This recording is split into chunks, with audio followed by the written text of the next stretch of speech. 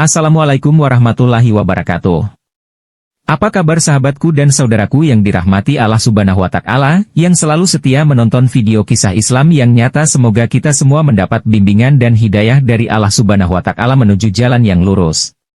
Dalam Islam, ada 4 hadits tentang Palestina di akhir zaman yang disampaikan oleh Rasulullah Shallallahu Alaihi Wasallam.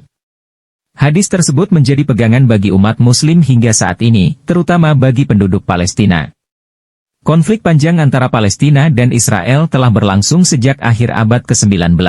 Meskipun konflik berkepanjangan ini terus berlanjut, para pejuang dan penduduk Palestina percaya pada janji Allah Subhanahu wa Ta'ala. Mereka memegang teguh keyakinan dalam ayat suci Al-Quran dan hadis-hadis yang menggambarkan masa depan Palestina. Berikut adalah hadits tentang Palestina dan Israel yang perlu diketahui. 1. Allah menjamin Palestina tidak akan hilang dan lenyap.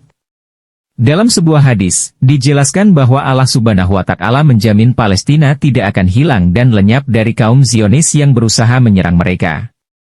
Hingga akhir zaman, Palestina akan tetap berdiri kuat dan menjadi tempat yang berharga bagi umat Islam.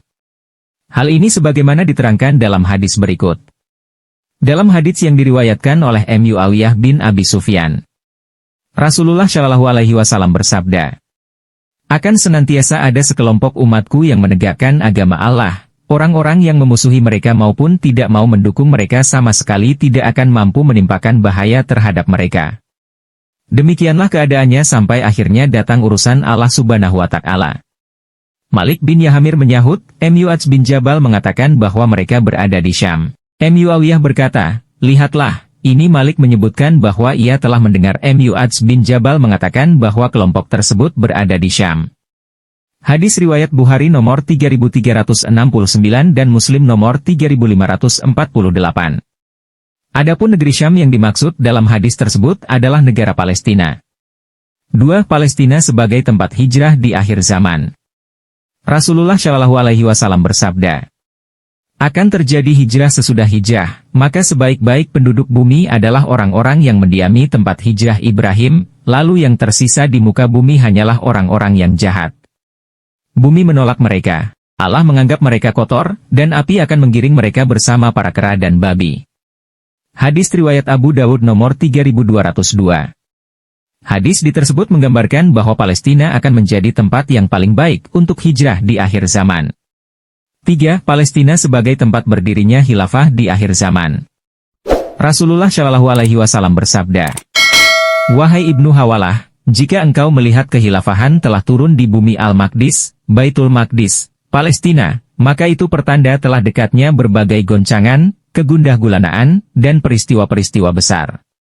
Bagi umat manusia, kiamat lebih dekat kepada mereka daripada dekatnya telapak tanganku kepada kepalamu ini. Hadis riwayat Abu Dawud nomor 2535. Hadis di atas menyebutkan bahwa kehilafahan Islam, seperti pada masa Bani Umayyah, akan kembali berdiri di Palestina. 4. Askalan di Palestina sebagai tempat ribat terbaik. Askalan merupakan sebuah desa di jalur Gaza yang saat ini dikuasai oleh Israel.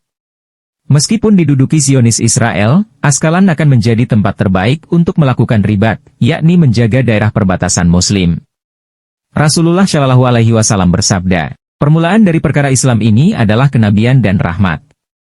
Kemudian tegaknya khilafah dan rahmat. Kemudian berdiri kerajaan dan rahmat. Kemudian berlaku pemerintahan, kerajaan kecil-kecil, dan rahmat.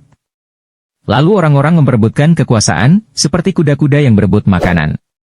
Maka, pada saat seperti itu, hendaklah kalian berjihad. Sesungguhnya jihad yang paling utama adalah ribat, dan sebaik-baik ribat kalian adalah di Askalan. Hadis riwayat Tabrani, sanadnya syahih menurut Al-Bani dalam silsilah Al-Ahadits Syahihah 783. Itulah beberapa riwayat hadits tentang Palestina di akhir zaman yang bisa dijadikan pemahaman bagi umat muslim.